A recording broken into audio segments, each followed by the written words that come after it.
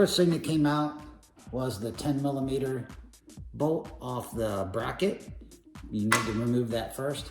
And if you don't know, try to never torque or insert anything in with a power tool right away.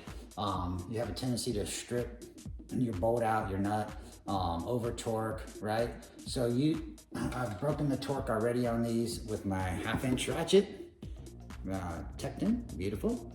And now I'm just gonna back out the bolts utilizing power tool.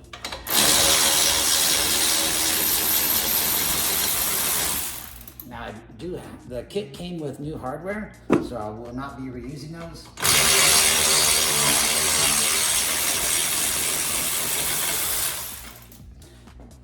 So I received excellent customer service and technical support from Girodisc, and for the front I went with, by their recommendation, their caliper stud kit. I'll be installing that, but they recommended sticking with the bolts until I upgrade to a larger rotor, and then upgrade at that point, utilize the factory bolts for now, and then upgrade to the rear caliper stud kit when I get those larger diameter discs.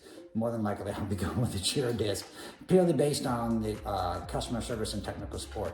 Now, I've not contacted any other supplier, so please take that with a grain of salt. I'm certain other suppliers will provide just as good or better customer service. So anyway, let's get these off. With that, I've got my persuasion tool.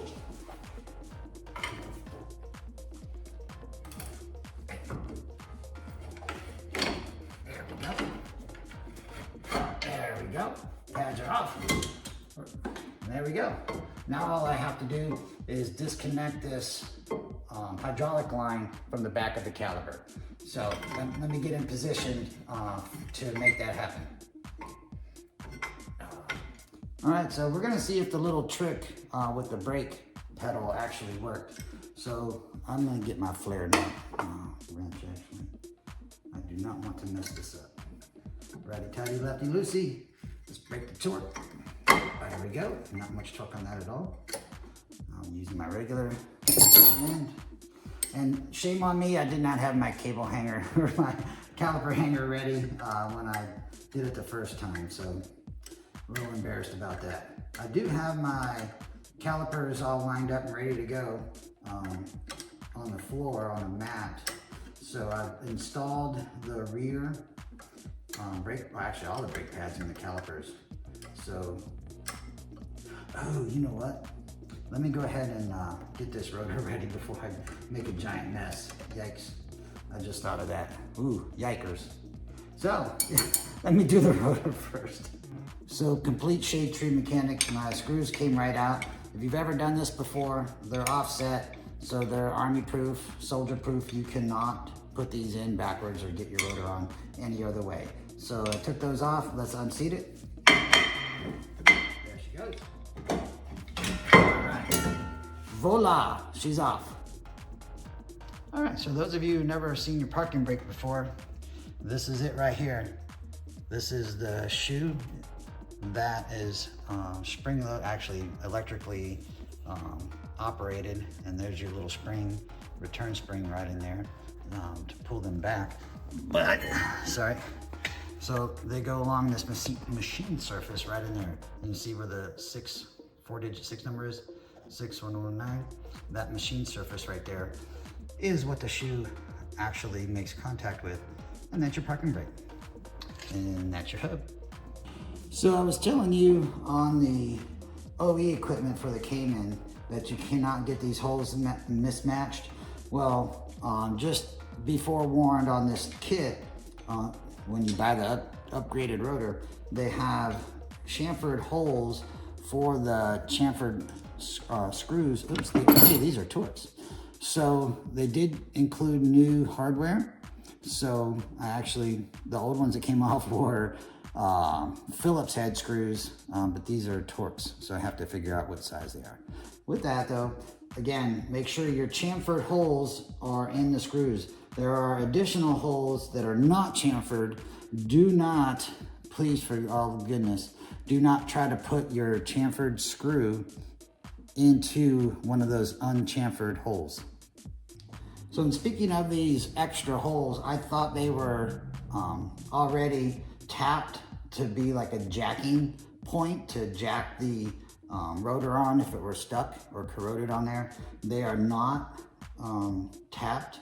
So if you wanted to do that yourself, to provide yourself a jacking point to jack off the rotor, by all means do that before you, obviously do that before you install the rotor. But here in the South, we don't have to worry about corrosion, thank goodness. Man, I wish I would have filmed that for you guys to see it live. There is literally no hydraulic fluid coming out of that line right now. By golly, the internet is real. It works. It's the truth. Let me get this new caliper on before it starts leaking. So as advertised, she's direct bolt on. Rotor went on beautifully. The caliper, I put the line on the back just snug to seat it. I will torque it once I get the caliper torqued. So with the new bolts are in, and really just give it a little shake and get those bolts down and seated. Again, no power tools to start these guys. Cross-threading your hub will be the last thing you ever want to do. So that and any engine parts, so block engine parts. So with that, let me get the 55. I don't know where I did with you. There you go. So now again, I did start and they are finger tight, right? But I'm just gonna, I'm not even gonna run them down. I'm just gonna run them down so it's still, you can still shake it.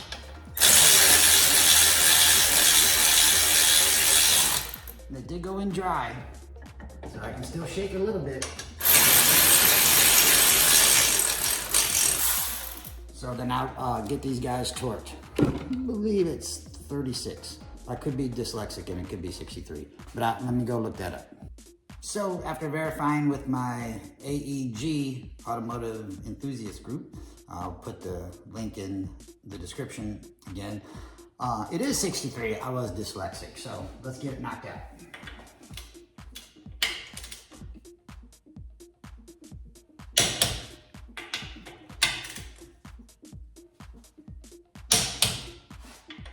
And just double check. Yep.